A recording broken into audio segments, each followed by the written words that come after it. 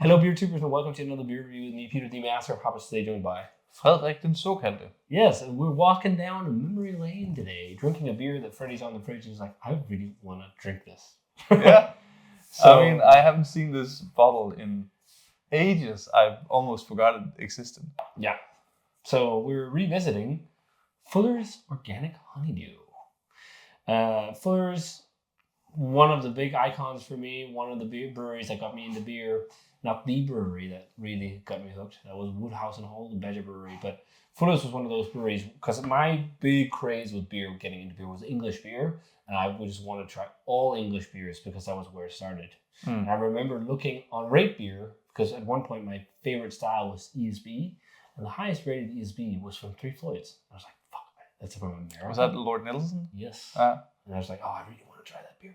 And I think I ended up trying it, actually, because I think someone in Winston had it or something like that, or got it, or...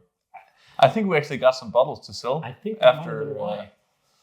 after Mikla started working with them. Yeah, I think that was maybe why, and then finally got to take it. But yeah, I drank loads of English beer. If you've seen the old videos on the channel, there's a lot of videos also from the Wharf where we drink beer on cask.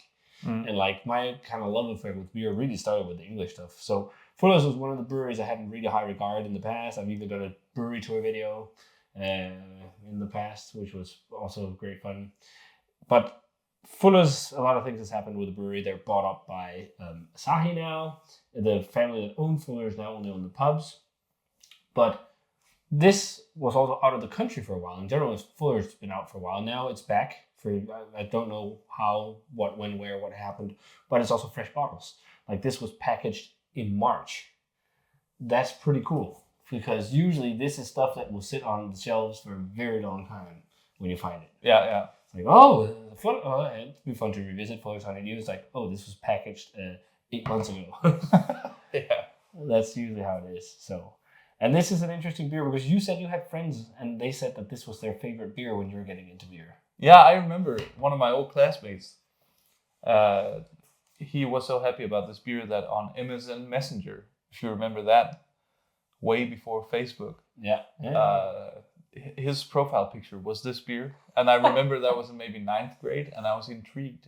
And then maybe 2 years later, I got into beer as well, and this was one of the first beers I drank because I remembered him being all like, and you could also have this little sentence below your name, and you would write something, and he was like, "Honeydew's the best beer." Well, that's funny because I also had a few friends when we were getting into beer in high school and trying beers and exploring beers. It was mainly English beer because we discovered the Wharf. We went to the Wharf. And a few friends of mine, their favorite English beer at one point was also Honeydew. And I'm thinking maybe it's because they had a hard time getting into cask, and that was a keg beer at the Yeah, that's right. So maybe that was also one of the reasons why it was a favorite. I'm not sure. I think also maybe a big part of it is like when back then, 15 years ago, beer was so new, nobody really knew anything about it or had a language for it. So you have a beer here, and it says on the label what it tastes like, and who doesn't like honey? Yeah. And you want to try a beer that tastes like honey. So I think that's a good. I mean. Yeah, it's pretty good way of getting people to try a beer. Yeah, it is. And it's before beer marketing is what it is today. It was very much old school beer marketing and classic beer marketing, and no crazy ingredients and stuff like that. Which is weird to say because it seems like to me this is not too long ago, but it's like 15 years ago. Yeah, it's crazy. It's fucking nuts. We eat some old motherfuckers. All of a sudden, man. But this was also a beer I really enjoyed. It was never my favorite from Fuller's, but I really liked it. So it's an organic golden ale, English style golden ale. What is that? That's really pale golden English beer. It's funny enough, there's pale ale, but then there's also golden ale. That's paler than the pale ale. Yeah, that's right. So confusing. It's made with organic honey. It's made with organic English pale ale malts and then organic first gold hops, which is known to taste a lot like marmalade, and what was also a specific cinnamon and a specific flower. Magnolia. Oh, wait, no, it's not part. But it looks beautiful in the glass. It looks like a glass of pills. Not the heaviest. Good looking. Yeah, not the heaviest amount of CO2, but usually with the English beers, they are also lower carbonated, to my memory at least, and a white head. check out the aroma. I'm excited to check out the aroma on this bad boy. Me too. See if it has teeth. That is really nostalgic. It's like childhood almost. Like, I think when we revisit these beers, if nostalgia is getting the better of me. Yeah. And like I can say, like this is not something where I'm super excited about. Like I was more excited about London Pride, but like it still smells pretty good. I mean, there's just something that reminds me of my youth, and that's because this is the smell of my youth. You know, what you drank when you were younger, and maybe that's a little bit of a bias. I don't think I ever had like this was never one of my favorite beers. No, it's never my favorite. So I don't have like a what do you call it? Nostalgic relationship to this one. I think maybe it's also the brewery. Frankly, I don't remember anything else, but maybe just being disappointed that it doesn't taste like honey, but more just like beer. Yeah. And when I'm smelling this one, I'm getting like this could. I would be fooled for this to be a lager. Yeah, I think this is definitely something they brewed to try and hit a market of lager drinkers. Because it's very crackery and doughy. I think it has like a very like Pilsner-esque malt profile. Yeah, but I actually think also a Pilsner-esque yeast profile. That subtle fruitiness. If you imagine like the yeast profile in a Carlsberg or something, that's like hint of green apples. I can see a little bit of really light. But fruitiness. To me, there's also something that is quintessentially English. There is a little bit of that stewed, fruity, marmalade-y thing. It's the same aroma as that was in London Pride. But that could also be say it's more pronounced, like fruit character. Yeah, like fruit aroma. But it could also be the first gold hops playing into that. But this is definitely, it feels like a beer that they tried to do like a golden ale for people who enjoy Pilsners. Because it's also a bit grassy and like... Yeah. But I actually think it smells pretty good. Yeah, it smells like something you can drink a lot of. Yeah, it does. It really does. Should we try it? Cheers. Cheers. Skål. Skål.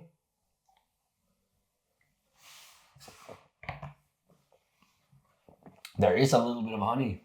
It is very light. It's almost like a honey nut Cheerio because there's some cereal grain to it. That's, a lot of honey nut Cheerio. Yeah, pretty much. Yeah. Especially in the aftertaste. There's like a lingering sweetness, and when you breathe out, you get that honey kind of crackery. Yeah, crackery. Yeah. Cereal almost, like really a lot like Cheerios, I think. Because there's some sweetness to it. Like, and that's why I think maybe also I associate with cereal. Well, it's cereal grains you use in beer. I mean, barley. But there's definitely like a lot of honey nut Cheerio flavor to it, and then it's crackery, slightly doughy, it's peppery. It's not as heavily hoppy as London Pride. London Pride definitely had more hop character. It's also like 30 IBUs or something like that. This definitely feels more. This is 100% targeted originally towards the people who drink Carling and all these, pale lager beers, Carlsberg, whatever that people will drink in pubs as well, instead of drinking, your classic real ales. For sure. I mean, it's especially when you look at it in that context as something that is made to compete with classic English lager.